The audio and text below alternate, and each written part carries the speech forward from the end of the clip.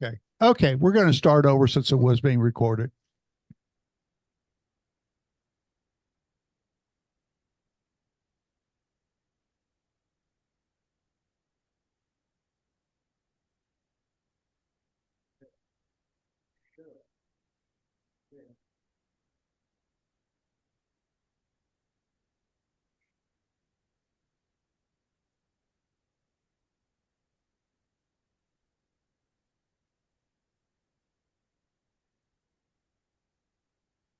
Number 3, Bob.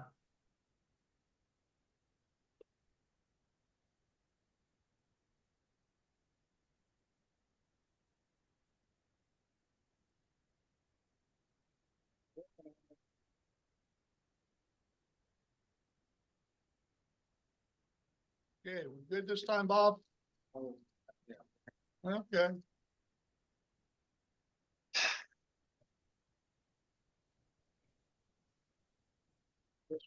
It was much better than the old days. We had glass slides. Yeah,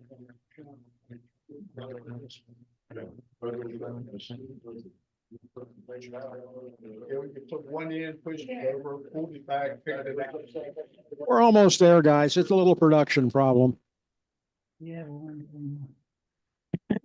Charles, go ahead. Okay. We're going to be talking about roller bearings tonight. Timken was the leader within this. We will be seeing the effect of roller bearings upon the freight railroad industry. Next one, please. I stuck this in because this is the famous derailment up at Palestine, Ohio.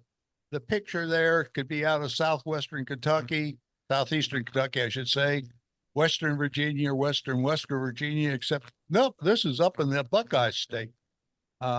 Anyway, I just stuck it in. Next one, please. First train wreck that caused was a derailment that caused somebody to die was on November the 8th, 1833, Camden Amboy Railroad. And among those people injured was Cornelius Vanderbilt and ex-President John Quincy Adams. Next one. And the cause, a hot box. And the newspaper said it burnt the axle off the car. Next one, please. And there is a picture of a hot box, if you've never seen one, nicely burning. Next one. The term friction bearing never existed until the 1940s. Timken invented that. So how do we get around to extolling our bearing? Of course, it's the roller bearing as compared to the contemporary bearing. We call it a friction bearing. Friction causes fires, right? Oh man, the genius over in their marketing department came up with this. So that's the first time they've actually referred to as friction bearings. Next one, please. There is a look within. You got your brass bearing, the lubricating pad down in the bottom with the oil reservoir in there. Too much oil is bad. Too little oil is bad. Next one, please. 1920, 2,300,000 freight cars, 9,200,000 journal boxes. Every 100 miles, the journal box had to be inspected. There were car knockers all over the place. One of the largest part of the payrolls of a railroad. Next one, please. Okay, I have a real hard time understanding this, except you got operation people you're dealing with, and railroad operation people are strange people. I had some of them on a committee with me where we were doing training, and the CSX had given us X amount of money to do training with. And the operation people were trying to figure out ways to save money so we could return money back in. I had kept saying to them, no, you don't understand. The chairman gave us this money to do training. He expects us to spend that much money. If we don't spend the money, we make him look like an idiot because, you know, he gave us too much money. Okay. Anyway, back here, we're dealing with the operation people. They said the roller bearings cost too much. They were $750 for a roller bearing compared to $40 for a friction bearing. In other words, $6,000 to put roller bearings under a boxcar compared to 320 for your friction bearings. But nobody sat down and calculated the full cost of the friction bearings over their life cycle. You got every 100 miles that are being inspected. That means, and I may be talking over myself, you got one guy, you got 6 men, one guy on each side of the car popping the lids, one guy on each side of the car inspecting the reservoir, and one guy on each side of the car closing the lid back down. Quite a payroll you got there. Next one, please. Okay, here it is. The wages, the oil that they're using, the recovery process, and the less pulling power.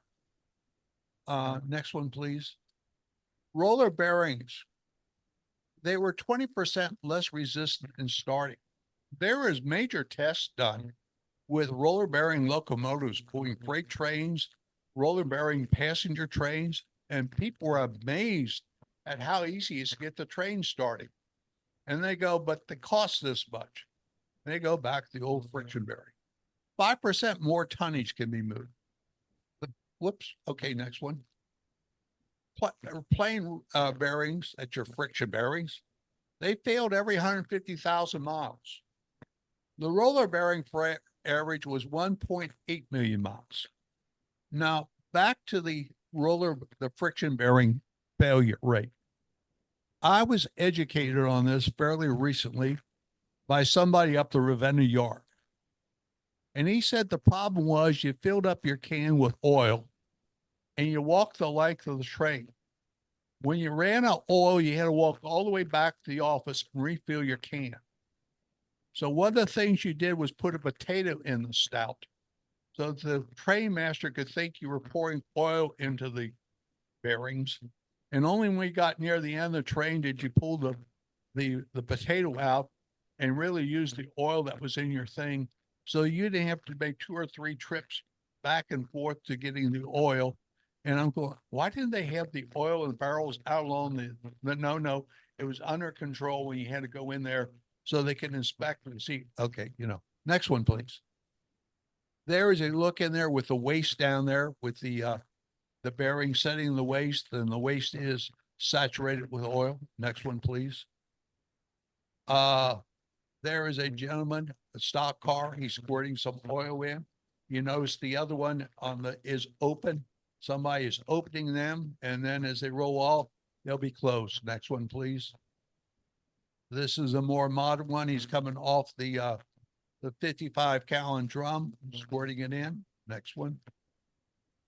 He's down in the pit, so he's at level with the bearing for squirting the oil in. Once again, it's coming off of a barrel with a thing, and he's not walking the yard with his can. Next one, please. Here you got the gentleman walking the yard with the can.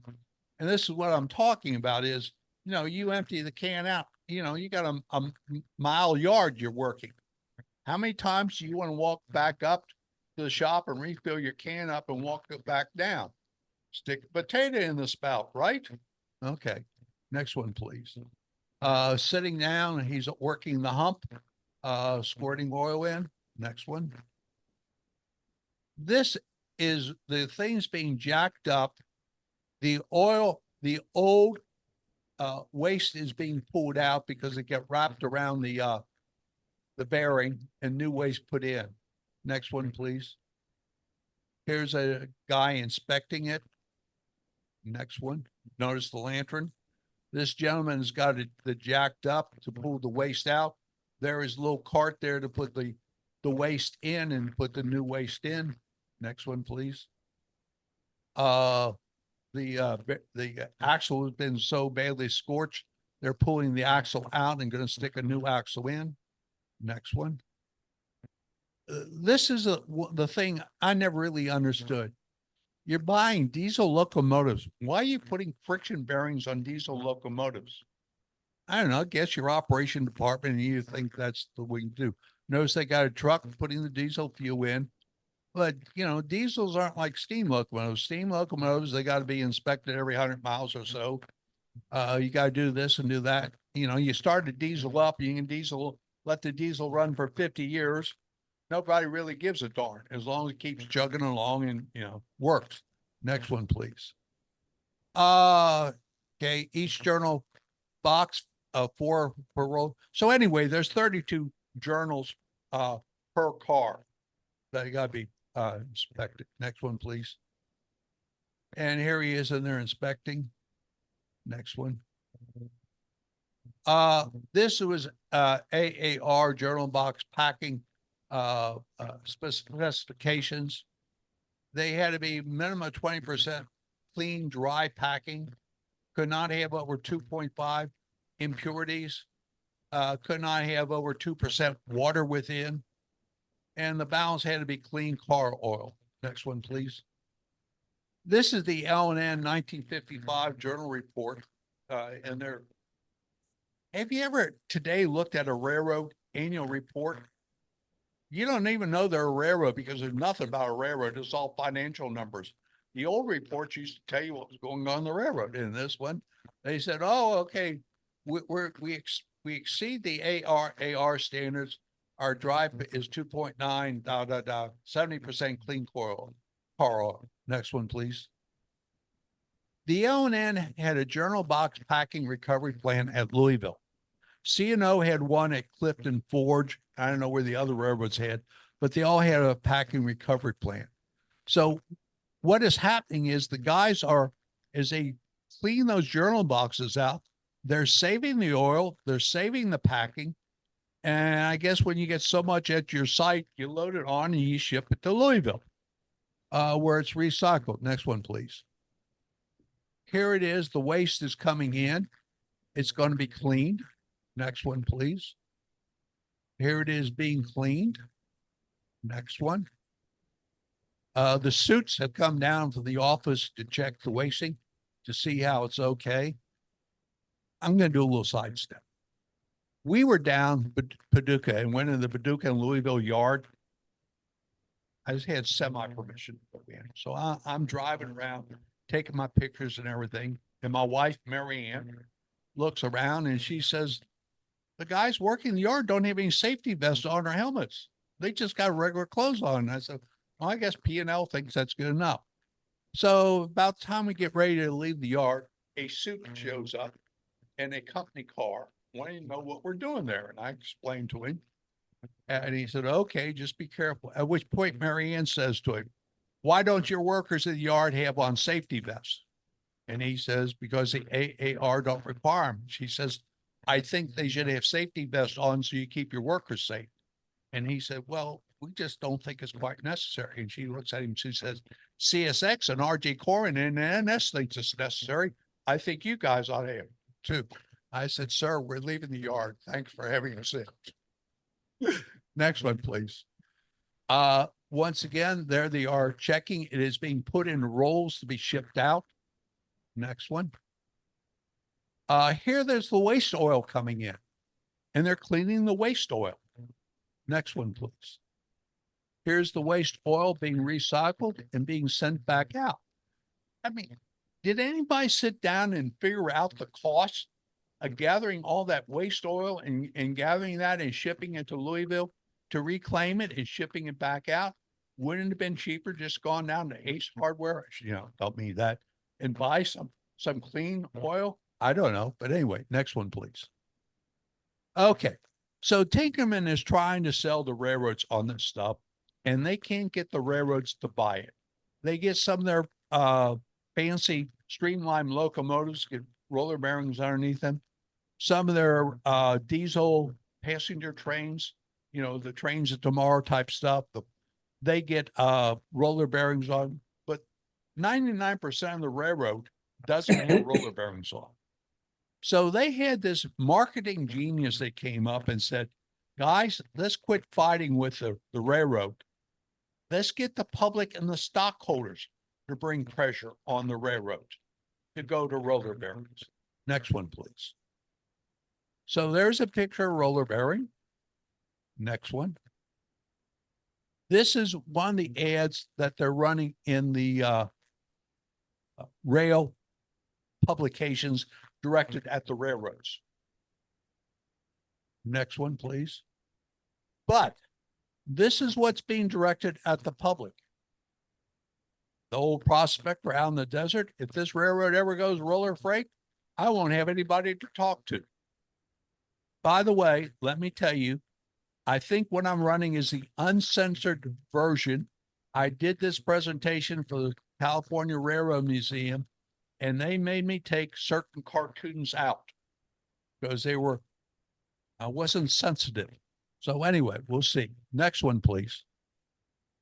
37,800,000 eggs over, and no mishap until you come to work. So the roller bearing freight, you don't break eggs, but the workers carrying them break the eggs. Next one.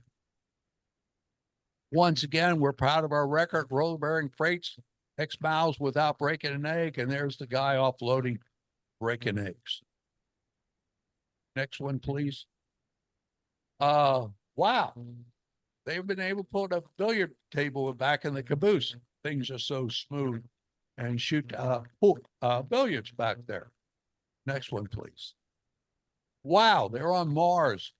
One thing certain, Mars has a very advanced type of civilization. They got Tinker roller bearing freight trains. And the Clyde. What was with those guys at Budweiser? They had the greatest advertising thing going on in the world. They don't run an ad in the Super Bowl and it makes national headlines.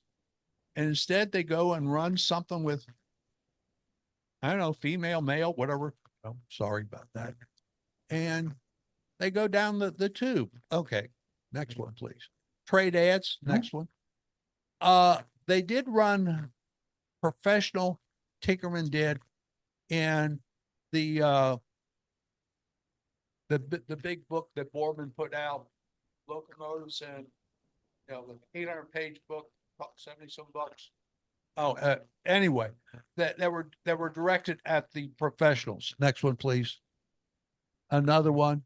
Next one. Some more. Various sizes. Next one. This is getting towards the end where they're actually starting to put them on to the freight cars and and the locomotives. Matter of fact, EMD and GE says eventually to them, forget it. You're going to get roller bearings on your train. We're not going to give you friction bearings put underneath your locomotives. Live with it. Next one, please. Showing the downturn in hot boxes. Next one. Horror miles for hot boxes. Next one. In 34, the New York Central introduces the world's first streamlined steam locomotive with roller bearings at J1E Hudson 5344. Next one.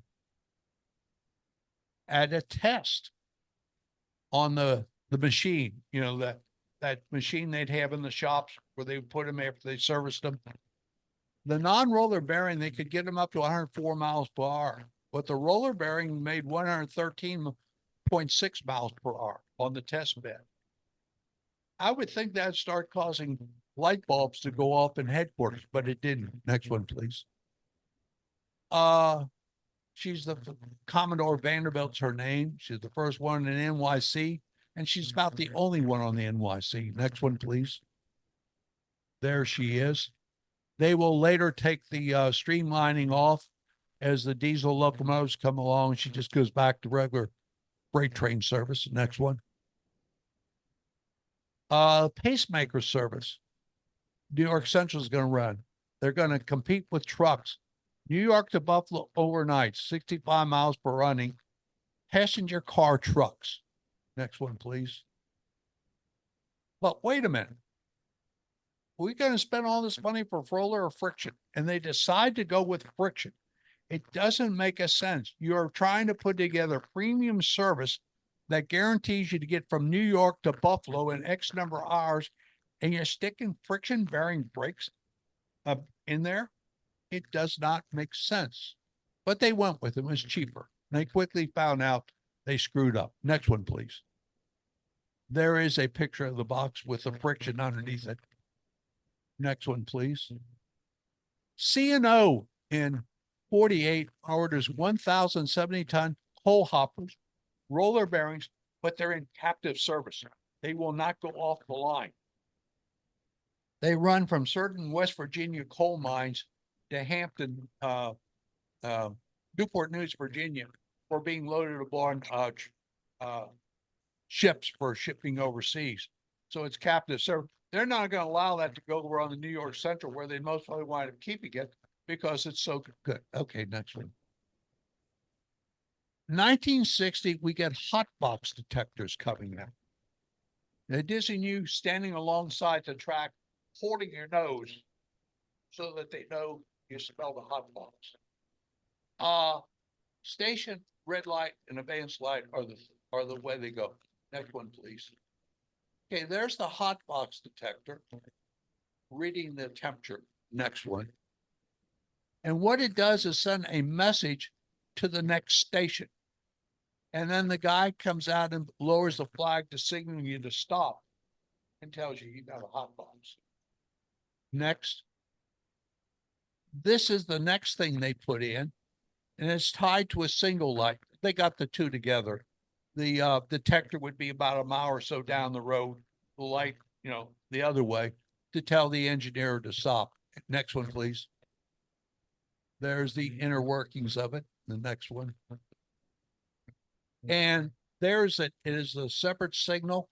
You see it there. It's a hot box. It's below the regular lights, telling you got a hot box, the arrow pointing at it for you to stop and do an inspection of your train. Next one, please. There's the suits out on the line pointing to that. And for you guys out there, that if you were in a certain position within the railroad, you were expected to wear a shirt and tie, sports coat or suit, and a hat every day of the year. One of the great stories that I came across about Willard, the president of the B&O Railroad, two of his guys were out on the road doing something in the yard, and they left their jackets in the caboose, and the caboose moved away, and they had to walk out of the yard in their shirts without a jacket on. And he apparently said to them that things happen, guys. And yeah, I understand what went on, but next time, make sure you know where your jackets are. Next one, please. Nanotechnology. This they're looking at. These are sensor on each wheels, and it's going to interface with positive train control. It's in a test out at Pueblo. Next one, please. And there it is. This is, of course, a engine, but buried underneath that GE's thing is a little small chip that picks up the heat, and then somehow the other interfaces with the positive train control to tell them that they got a box axle that's hot. Next one, please. Okay, here we come. Clyde Lamb. Clyde drew all those cartoons up there. He was an independent cartoonist. He actually had a cartoon that ran in some newspapers. Next one, please. There is Clyde. Clyde learned to be an artist in the penitentiary in Tennessee. He was arrested and put in prison for theft and that. And while in there, he learned to be an artist. And he came out and went into advertising and doing other things in the advertising or cartoon field. Let me put it that way. And he will die in Ireland in 1940 something. The other. Next one, please. And that takes us to the end of my presentation. I hope you enjoyed it. I know it was something a little bit different, but I thought it was an interesting way the Timken and roller bearing reached out to the public with a thing to get you to buy tell management to buy their product. And you think some of the other ad campaigns that you've seen that are generated like that. Okay, I'll be quiet if there's some questions. Oh, yeah, I should have mentioned that. In the 1990s, 1990, 91, the federal government enacts a rule that says after a certain date, you can't use non-roller bearing cars in interchange. And I really need to update this thing. If you will remember that a lot of the ones, they took the roller bearings and they stuck them in the old friction bearing things. The friction bearing cap is there, but the lid's gone, and they drilled a hole in the bottom of the things so water could drain out. I should have a picture. Anyway, that lasted to about 2000, at which point the FRA said, no, you got to have the modern friction bearing. You can't use those in interchange anymore. So, good question, Larry. And it means I didn't do all my total homework.